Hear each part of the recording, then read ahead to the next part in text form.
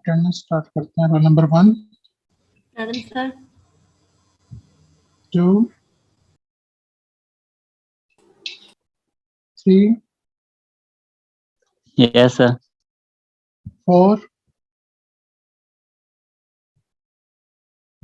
5, 6, Yes, sir. 7, Yes, sir. 8, Present, sir. 9, Present, sir. 10, 10, 12, Present, sir. Present, sir. 12. 13, Present, sir. 17, Yes, sir. 18, Present. 20, Present, sir. 21, Present, sir. 22, 22, Present, sir. 23, Present, sir. 25, Present, sir. 26, Yes, sir. 27, Present, sir. 28, 28, sir. Present. 29, Yes, sir. 30, Yes, sir. 32, Present, sir. 33, 33 present, sir. 34, Present, sir. 39, Present, sir.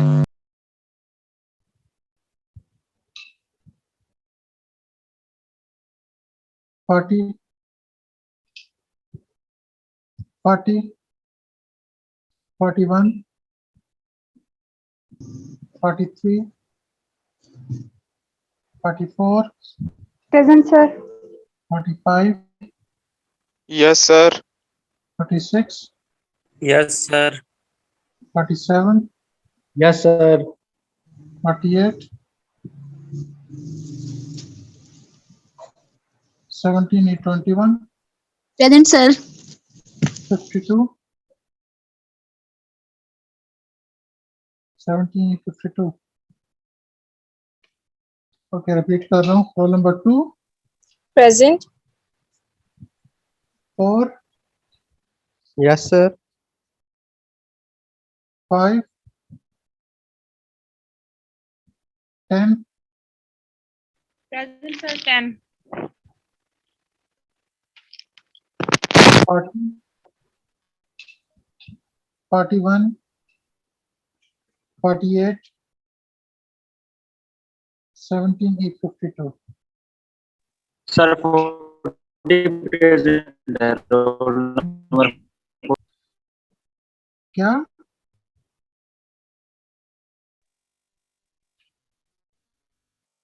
$48 sir, कहाँ पे 40. है? 40. Sir, 40. Okay, okay.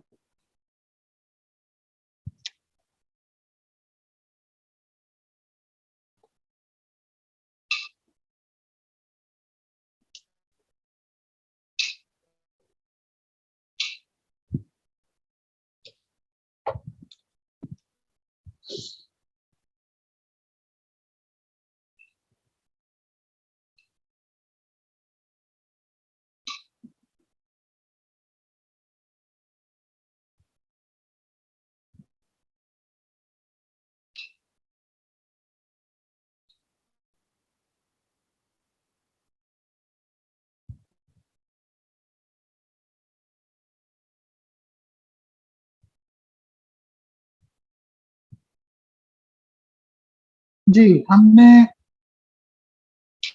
Gas lasers जो है शुरू किया था और मैंने आपको स्टार्टिंग गैस लेजर का थोड़ा सा पढ़ाया था और हीलियम नियॉन लेजर स्टार्ट नहीं किया था. तो मैं थोड़ा सा रिकॉल कर देता हूँ गैस लेजर्स का और फिर हीलियम नियॉन लेजर पे आता हूँ. गैस लेजर जो है 3 तरह की उनकी कैटेगरीज हैं. एक एटॉमिक गैस लेजर्स हैं, यानी ऐसे गैस लेजर्स जो एटॉमिक ट्रांजिशंस के ऊपर बेस करते हैं। आयनिक गैस लेजर्स हैं ऐसे गैस लेजर्स जो आयनिक ट्रांजिशंस के ऊपर बेस करते हैं, और मॉलिक्यूलर गैस लेजर्स जो मॉलिक्यूलर ट्रांजिशंस के ऊपर बेस करते हैं। एटॉमिक गैस लेजर्स की एग्जांपल हीलियम नियॉन है। आयनिक गैस लेजर्स की example argon ion, krypton ion है। और मॉलिक्यूलर गैस लेजर के एग्जांपल CO2 लेजर। ये लेजर्स जो हैं गैस लेजर्स लो पावर से लेके मीडियम पावर और हाई पावर ये सारी रेंज में अवेलेबल होते हैं। अनलाइक सॉलिड स्टेट लेजर्स जहां पे क्रिस्टल्स यूज होते हैं, इन गैस लेजर्स में जो गैस है वो यूज होती है फॉर एज एक्टिव मीडियम। इन गैस लेजर्स में ब्रॉड पम्प बैंड्स एग्जिस्ट नहीं करते जिस तरह सॉलिड स्टेट लेजर्स के अंदर पम्प बैंड्स हमने पढ़े थे, बल्कि शार्प लेवल्स होते हैं जिनके दरमियान ट्रांजिशन होती है। ये लेजर आमतौर पे इनमें ऑप्टिकल एक्साइटेशन नहीं होती बल्कि इलेक्ट्रिकल एक्साइटेशन होती है, यानी थ्रू डिस्चार्ज आप जो है पंपिंग का मैकेनिज्म करते हैं। जो फर्स्ट गैस लेजर था वो हीलियम नियॉन था जो 1961 के अंदर डेवलप हुआ बाय एली जेवन, और वो हीलियम नियॉन लेजर। जो इसकी कंस्ट्रक्शन है आमतौर पे ग्लास ट्यूब होती है। इस ग्लास ट्यूब के अंदर दो इलेक्ट्रोड्स लगे होते हैं, कैथोड और एनोड, जिसको हाई वोल्टेज पावर सप्लाई से कनेक्ट किया होता है, और साइड्स पे दो मिरर लगे होते हैं। दो ग्लास ट्यूब को क्लोज किया होता है। अब ग्लास ट्यूब को क्लोज जो है आप मिरर्स डायरेक्टली भी कनेक्ट कर सकते हैं इस ग्लास ट्यूब के साथ, या आप विंडोज की मदद से इसको बंद कर दें ग्लास ट्यूब को और मिरर साइड पे लगा दें। डिफरेंट ज्योमेट्रीज यूज होती हैं। एक वे क्या है कि इस ग्लास ट्यूब को मिरर डायरेक्टली, जिस तरह यहां दिखाया गया है कि मिरर जो है डायरेक्टली कनेक्ट कर दिए जाते हैं। एक 100% रिफ्लेक्टिंग होता है जो कि रेयर मिरर होता है, और एक पार्शियली रिफ्लेक्टिंग जो कि फ्रंट मिरर होता है।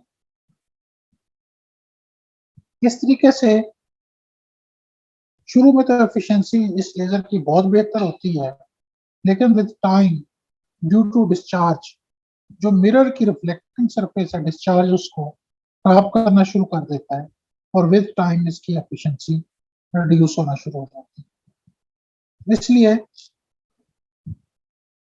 आमतौर पे ये मिरर जो है वो डायरेक्टली कनेक्ट नहीं किए जाते, बल्कि ये करते हैं कि हम इस ग्लास ट्यूब को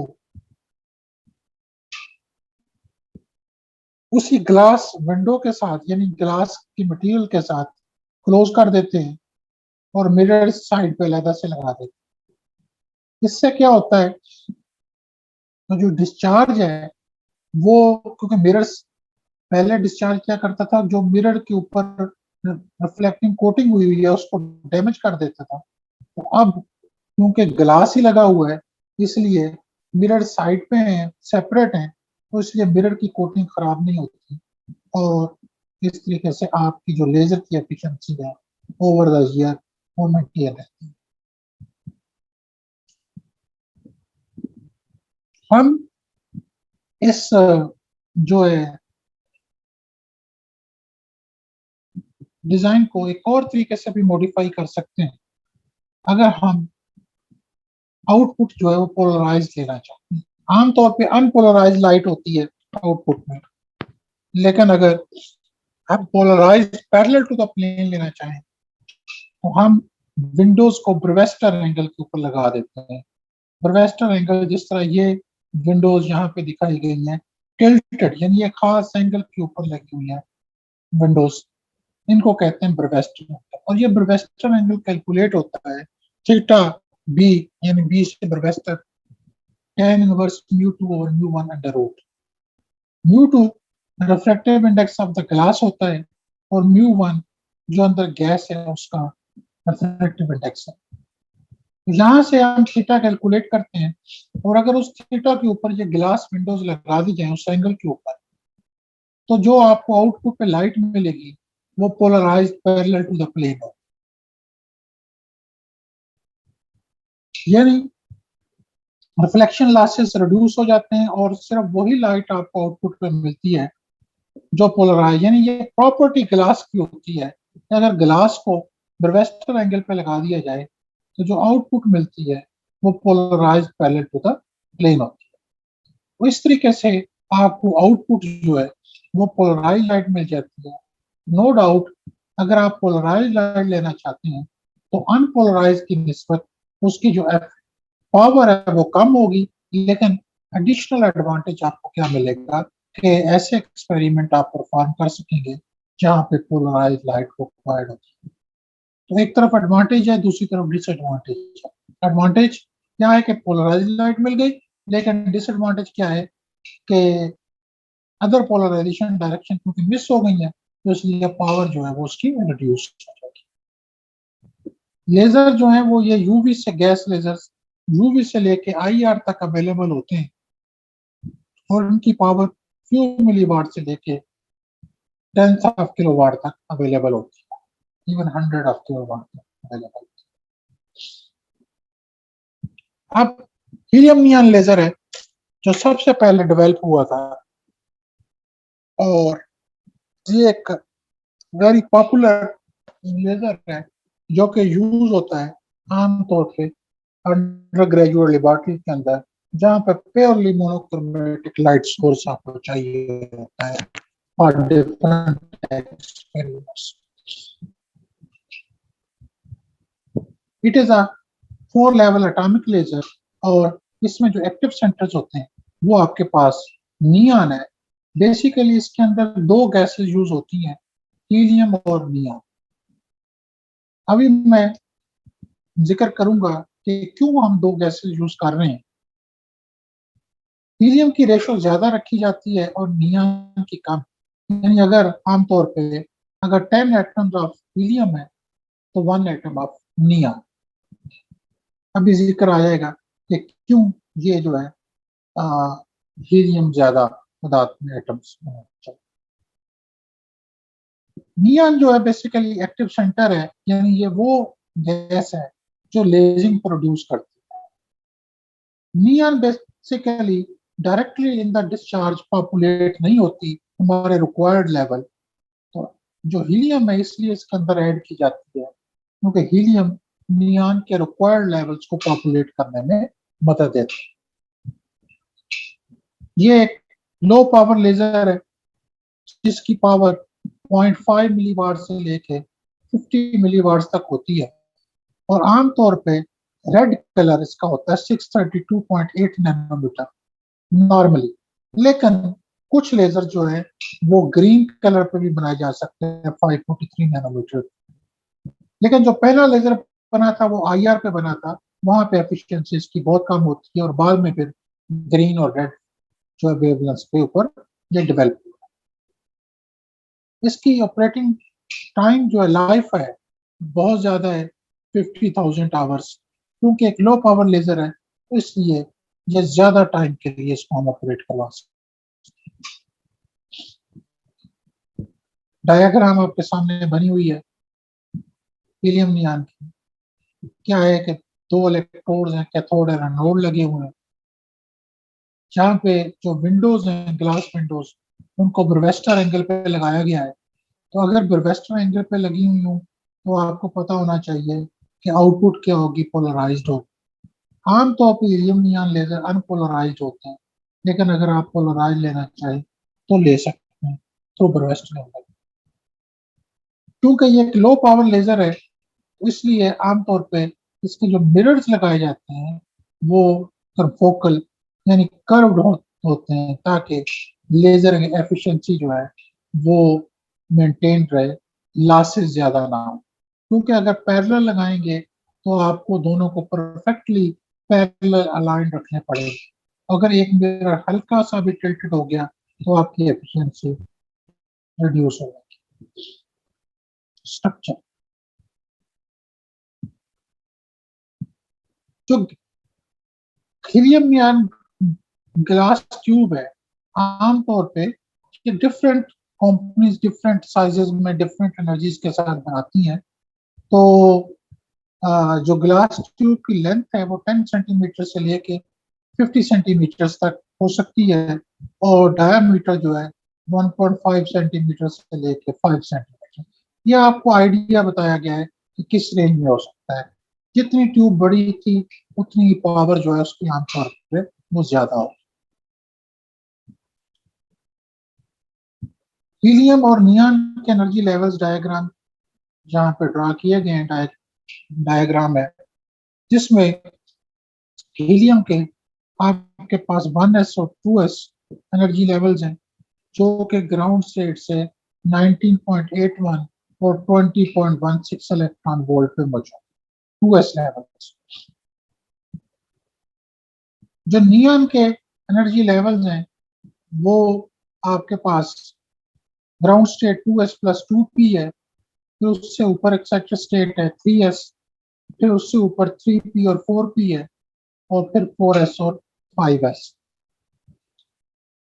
जो 4s और 5s है उनकी एनर्जी 8.1 इलेक्ट्रॉन वोल्ट और 20.6 इलेक्ट्रॉन वोल्ट है।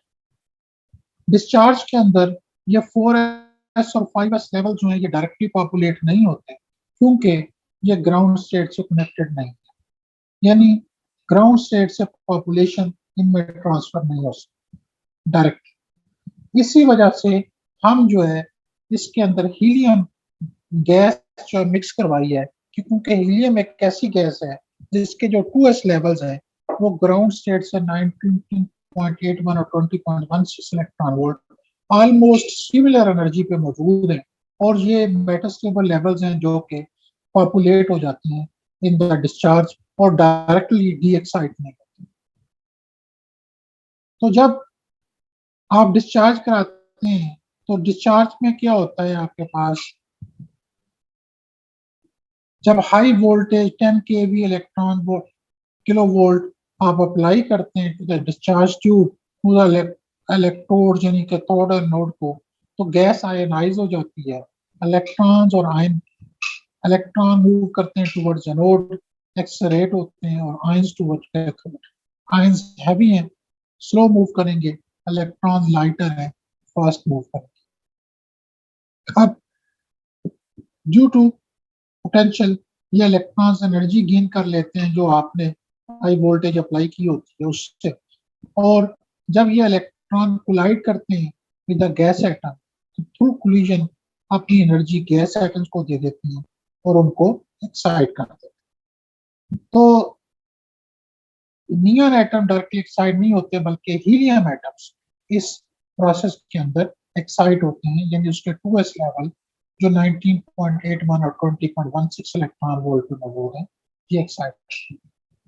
अब ये एटम जब हीलियम एटम जो कि तादाद में ज्यादा है यानी 10:1 से है, तो इसका मतलब है ज्यादा हीलियम एटम एक्साइट हो गए और नियॉन एटम कम है। जब ये कोलाइड करते हैं विद द नियॉन एटम, तो थ्रू रेजोनेंट एनर्जी ट्रांसफर ये अपनी एनर्जी नियॉन एटम के 4s और 5s लेवल्स को ट्रांसफर कर देते हैं। अब दोनों का एनर्जी गैप जो है 0.5 इलेक्ट्रॉन वोल्ट डिफरेंस है, या 0.5 इलेक्ट्रॉन वोल्ट जो हीलियम एटम को एनर्जी आती है या थ्रू काइनेटिक एनर्जी उसकी एनर्जी गेन करती है, और इस तरीके से कोलाइड करके विद द नियॉन एटम, तो थ्रू रेजोनेंट एनर्जी ट्रांसफर अपनी एनर्जी नियॉन एटम को ट्रांसफर कर देते हैं, और नियॉन का 4s और 5s लेवल जो कि मेटास्टेबल लेवल है उनको पॉपुलेट कर देते हैं।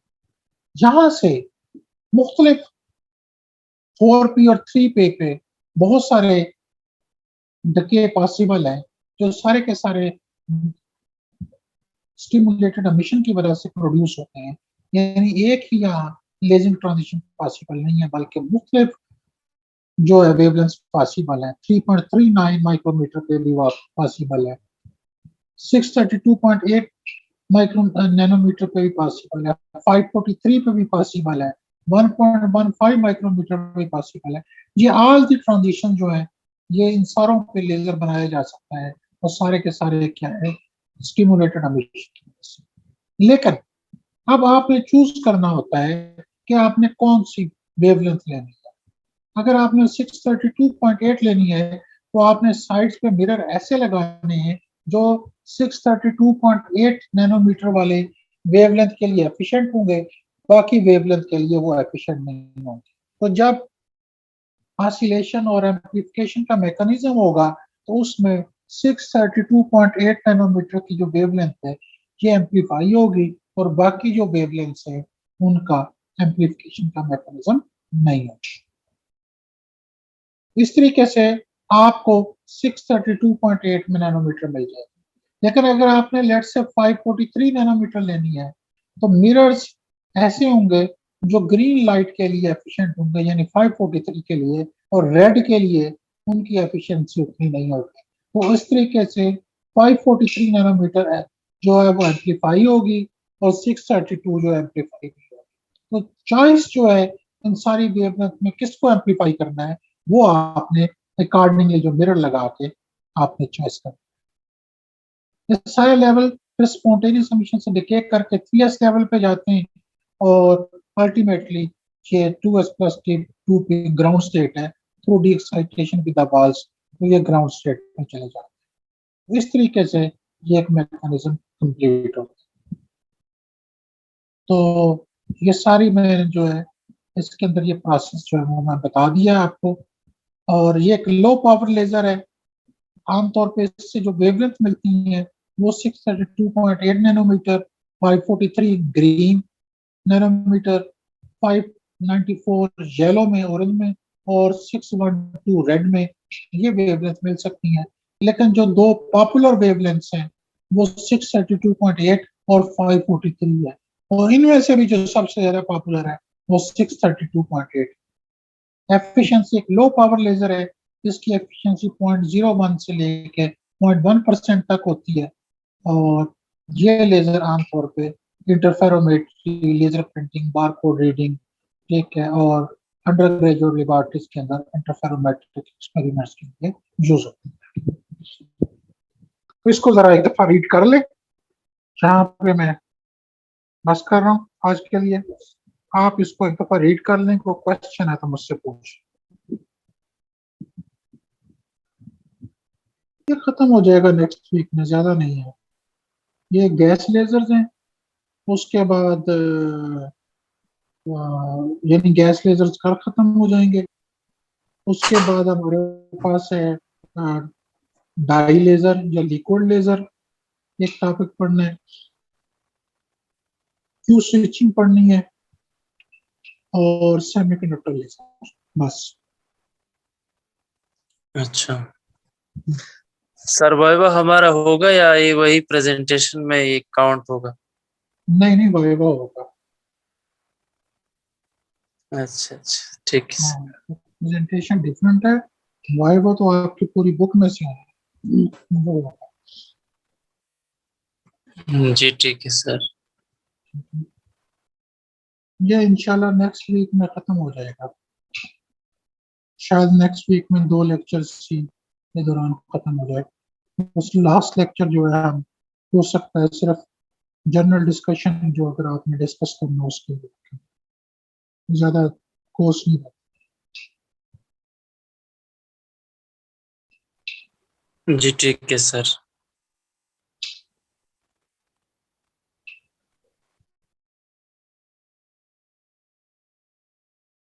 बस थोड़ा थोड़ा पढ़ा, अदरवाइज तो आज भी अगला टॉपिक कवर कर दूं, लेकिन आप साथ साथ आके पढ़ लें, इस वजह से थोड़ा थोड़ा डिस्कस करेंगे। अगर पढ़ लिया है तो फिर एंड करते हैं, अगर अभी रहता है कोई चीज डिस्कस करनी है तो पूछें।